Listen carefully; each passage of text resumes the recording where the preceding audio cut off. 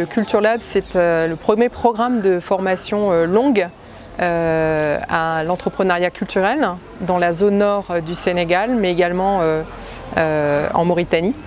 C'est un programme, la première année, qui s'est attaché à renforcer les capacités, à professionnaliser les jeunes artistes dans les secteurs de la musique, de la danse et du théâtre.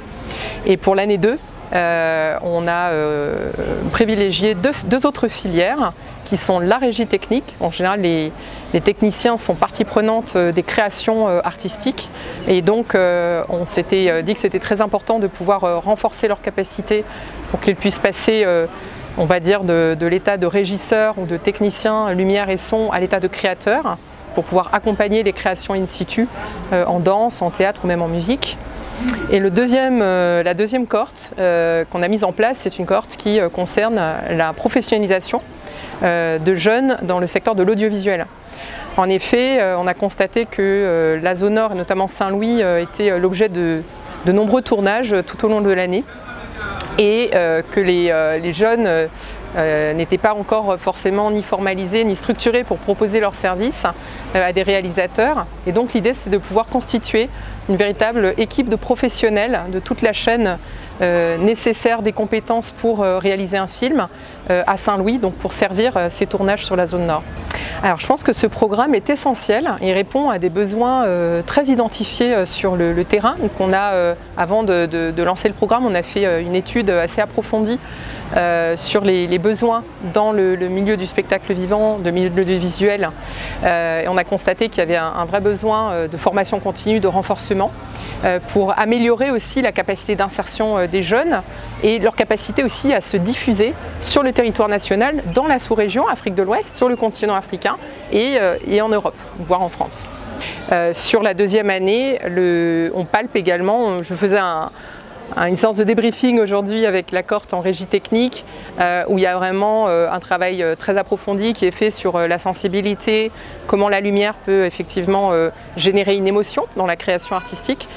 Donc voilà, on est sur un spectre très large, pas que la maîtrise technique mais aussi cette sensibilité artistique qui est donc essentielle pour, on va dire, passer du technicien au créateur. Donc les retours sont très positifs et pour la cohorte audiovisuelle également, on a voilà, un groupe qui s'est bien constitué, qui sort d'une séquence de tournage notamment et puis de rencontres professionnelles avec Dakar Série. Aujourd'hui, ils sont sur la dernière phase de la formation qui est du coup la post-production, le montage d'une mini-série composée de 7 épisodes. On sent déjà que cette cohorte est bien consolidée. Il y a l'envie de se constituer en GIE aussi et de pouvoir avancer ensemble à l'issue même de la formation, de continuer groupés pour voilà, proposer des services dans le domaine du cinéma et de l'audiovisuel. Je voudrais déjà rappeler que le Culture Lab est un programme qui est financé par un dispositif qui s'appelle le Fonds Équipe France, qui est un financement du ministère des Affaires étrangères français.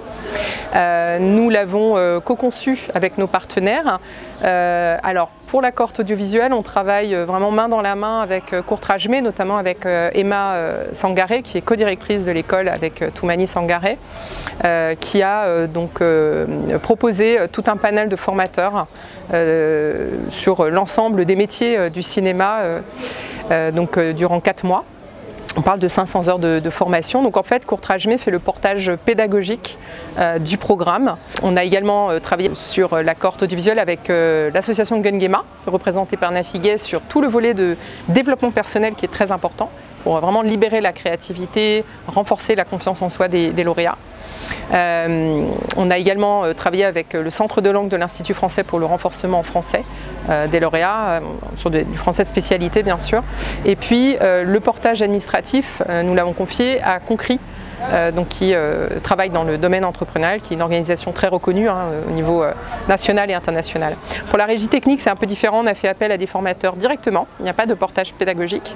Donc on a eu des modules sur l'électricité, voilà, sur les bases de l'électricité, sur la régie plateau, sur la régie son, la régie lumière.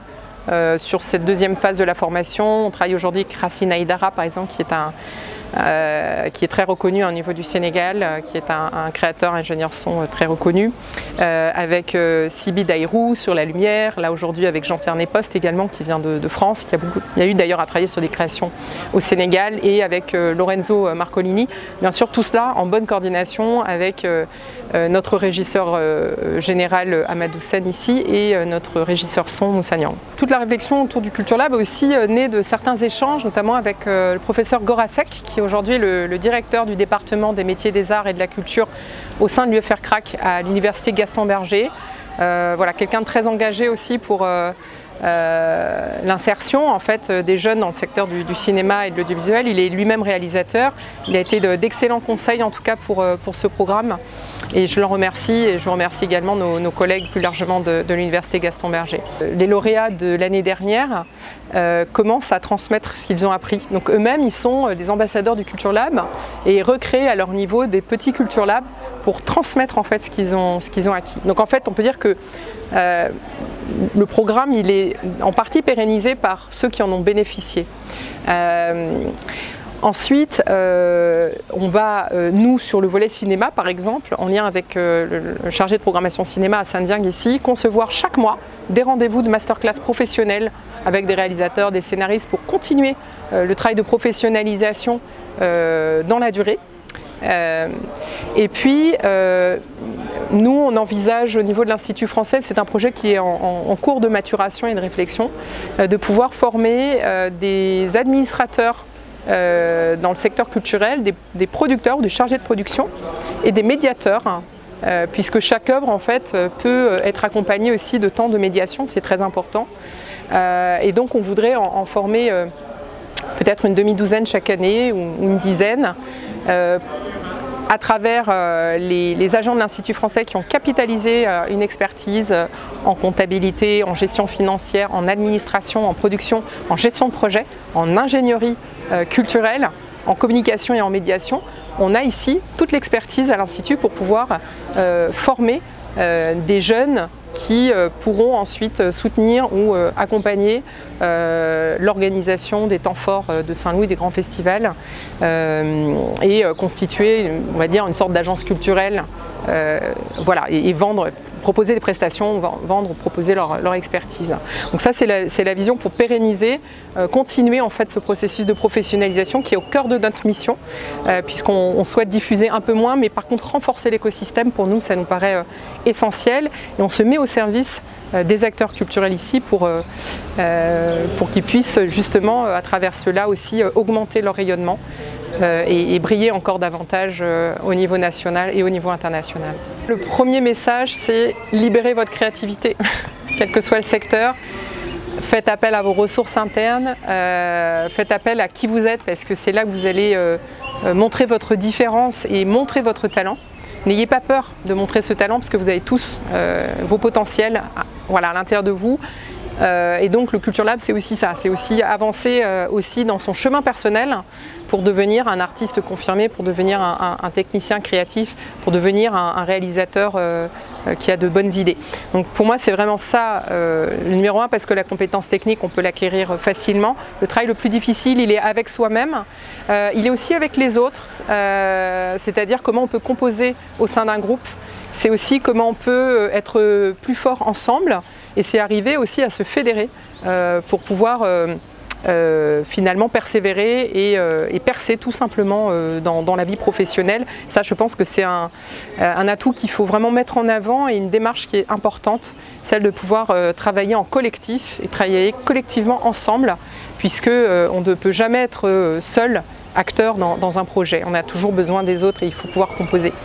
Évidemment, le talent est essentiel, le travail, la patience, et oser contacter les professionnels voilà, autour pour dire quel est notre projet, exprimer notre singularité, montrer en quoi notre projet est important et en quoi il est singulier. Et je pense que ça aussi c'est vraiment... il faut de l'audace, il faut tout simplement avoir confiance en soi et être fier aussi de ce qu'on est déjà capable de produire à ce stade, sans toutefois prendre la grosse tête, puisqu'il faut rester humble aussi pour pouvoir continuer d'apprendre. Voilà mon message.